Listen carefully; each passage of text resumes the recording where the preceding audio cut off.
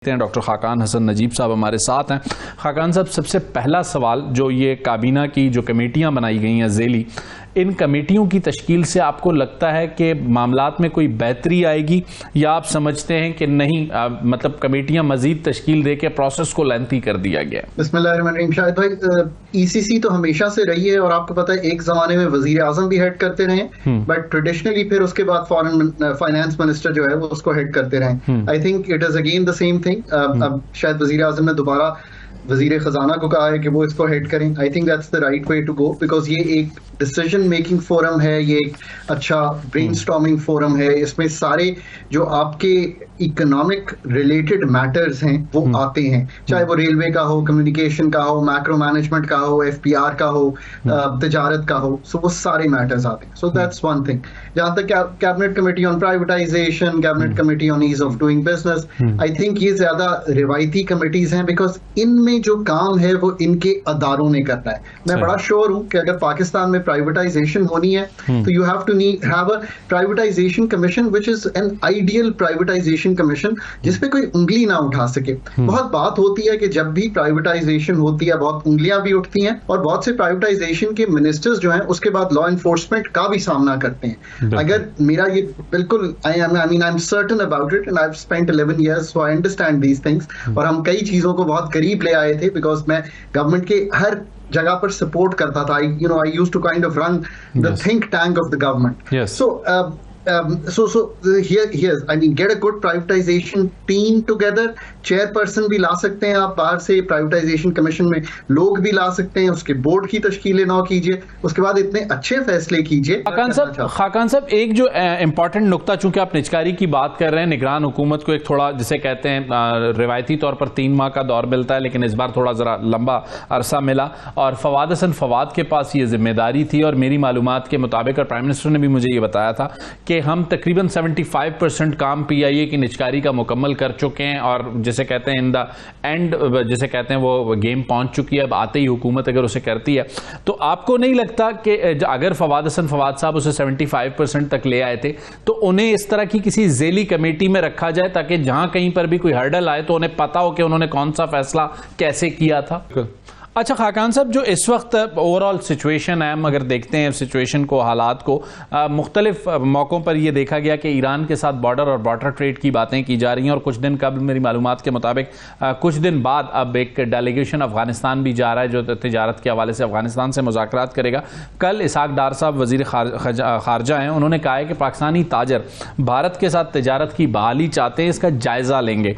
तो आपको लगता है कि अगर रीजनल ट्रेड ईरान हो, अफगानिस्तान हो, चाइना के साथ थोड़ा बहुत हम कर रहे हैं, लेकिन चूंकि चाइना हमसे इतना बड़ा मुल्क है, उसका ट्रेड का वॉल्यूम और हमारे जो ट्रेड के वॉल्यूम है उसमें फ़र्क है, लेकिन अगर हम ईरान, अफगानिस्तान और हिंदुस्तान के साथ रीजनल ट्रेड का आगाज़ करते हैं, तो इकोनॉमी को कितना, जिसे कहते हैं, रिलीफ मिल सकता है आपके ख्याल में? South Asia has not done well in regional trade. This is not a good story. अगर आप आसियान मुल्कों में जाएं तो देखिए ना, अगर आसियान मुल्क आपस में पहले बेचना शुरू की उन्होंने चीजें, फिर दुनिया को भी बेचने लग गए। ये वियतनाम की इतनी बड़ी जो एक्सपोर्ट डेवलप हुई है, उसमें बहुत बड़ा जो हिस्सा है वो साउथ कोरिया को जा रहा है। आई थिंक शायद सैमसंग को अलोन वो $72 अरब की एक्सपोर्ट करता है साल की। पाकिस्तान जो पूरा पाकिस्तान है वो $28 अरब की एक्सपोर्ट करता है। सो एक तो ये है कि रीजनल, देखिए ना, इनमें से चले बहुत से लोगों से हम डिफिकल्टी में आ सकते हैं, बट चाइना से तो कोई नाराजगी नहीं है। सो बायलैटरल ट्रेड को वहां पे तो बिल्कुल आगे लेके चलना चाहिए। ईरान से भी कोई नाराजगी नहीं है, छोटी मोटी तो बॉर्डर स्कर्मिशेस जो है उनको नाराजगी नहीं कहते हैं। हमने IP पाइपलाइन की बात की हुई है। सो वहां से जो ट्रेड हो सकती है थ्रू अफगानिस्तान, कार कंट्रीज में भी इवेंचुअली तो ट्रेड करनी पड़ेगी, ताकि अफगानिस्तान को भी बेहतरी हो और हम कार कंट्रीज हमारी एनर्जी नीड्स को फुलफिल कर सकें। पहले इस सब को तो देख लें, ये इतनी बड़ी ट्रेड है। फिर आप इंडिया से भी गुफ्तगू कर सकते हैं कि क्या आइटम्स जो इस वक्त पाकिस्तान में थ्रू दुबई आते हैं इंडिया से, या हमारे क्या आइटम्स थ्रू वहां जाते हैं। सो ऑब्वियसली इस पे एक अच्छी रिसर्च करें, एक अच्छा डॉक्यूमेंट पुट टुगेदर करें, वो भी एक मार्केट है। पर ये जो इस तरफ की मार्केट है सारी, car countries, middle east, east, China और जो ईरान है, इससे तो हमें कोई नहीं रोक रहा ट्रेड करते हुए, पर आप क्या हैं, आप 9% ऑफ योर, देखिए सबसे बड़ा जो मसला है ना, अब हम चूंकि मैं एक हुकूमत पे इस पर कमेंट ये करना चाह रहा हूं कि आई थिंक आते ही ऐसा लग रहा है कि taxation is the thing to do, और बिकॉज IMF के प्रोग्राम में है, मैं समझ सकता हूं वो सारी गेम फिस्कल के अराउंड बना रहे हैं, बट ये पाकिस्तान का मसला नहीं है जो नंबर 1 होना चाहिए। नंबर 1 पाकिस्तान का मसला पाकिस्तान की पैदावारी सलाहियत बढ़ाना है और दुनिया को कुछ बेचना है। देखिए इस पे तो हमें खाकान साहब, आपकी बात से मुझे ये लग रहा है कि आप कह रहे हैं कि आपको अपनी प्रोडक्शन बढ़ानी होगी बजाय टैक्सेशन बढ़ाने के। देखिए एक तो टैक्सेशन प्रोडक्शन बढ़ाने के साथ आ जाएगी, बट नैरेटिव अगर ये होगा ना, मुझे कई दफा लगता है, मैं भी समझता हूं कि 80% जो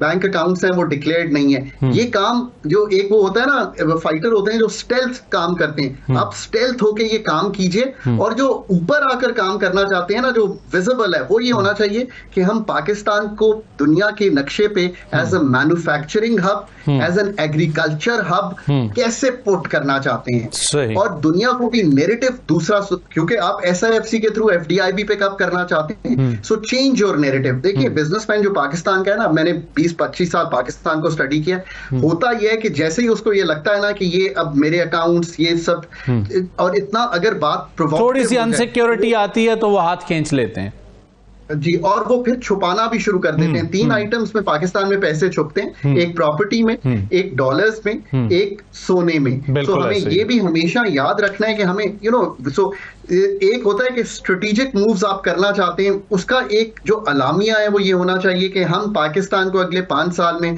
एक पैदावारी सलाहियत वाला मुल्क बना देंगे। ये नंबर 1 नैरेटिव है। नंबर 2 नैरेटिव जो है वो ऑब्वियसली जो स्ट्रेटेजिक नैरेटिव है वो ये है कि हर कोई अपनी इस्तेदाद के मुताबिक पाकिस्तान में इन्वेस्ट भी करेगा और टैक्स भी देगा। सो you really have to now start building a narrative of Pakistan which is much different than just saying कि हम टैक्स करना चाहते हैं। IMF के प्रोग्राम का जो एक नुकसान होता है वो ये होता है कि ये एक ऑस्टेरिटी वाला प्रोग्राम है। सो सारा मुल्क जो है ना वो एकदम स्लो होने की तरफ चला जाता है। मॉनेटरी पॉलिसी भी टाइट है, फिस्कल पे भी पूरा प्रेशर आ जाता है। But you really have to start thinking कि आप कैसे इस नैरेटिव को ना बिल्ड करें, क्योंकि इस नैरेटिव से फिर आई थिंक स्लो होती चली जाएगी इकोनॉमी। सो आई थिंक एक तो ये बात है। दूसरी ईज ऑफ डूइंग बिजनेस जो है इसको बहुत सीरियसली लें, इसको प्राइवेटाइजेशन से भी ऊपर रखें, बिकॉज ये वो डॉलर हैं जो नए आने हैं पाकिस्तान में। प्राइवेटाइजेशन से तो मैं एफिशिएंसी आएगी, ये ठीक होगा। और तीसरी बात, पाकिस्तान में एनर्जी सेक्टर जो है उसका, चूंकि मैंने वर्ड तंजीम नौ यूज किया, आई एम रियली सीरियस। अगर आप पेट्रोलियम, गैस और बिजली को नहीं संभालेंगे तो इंडस्ट्री, पाकिस्तान की एग्रीकल्चर, पाकिस्तान की एक्सपोर्ट कम्पिटिटिवनेस बनेगी नहीं। उसके लिए एक सर्जिकल यूनिट बनाए। मैंने कहीं और नहीं कहा कि सर्जरी करें, वहां पे सर्जिकल यूनिट बनाए। आप मुझे भी कहेंगे ना कि मैं उसको हेड करूं तो मैं नहीं करूंगा। Get a person, get a team जो इस चीज को हमसे ज्यादा समझती हो। हम एज मैक्रो इकोनॉमिस्ट उसको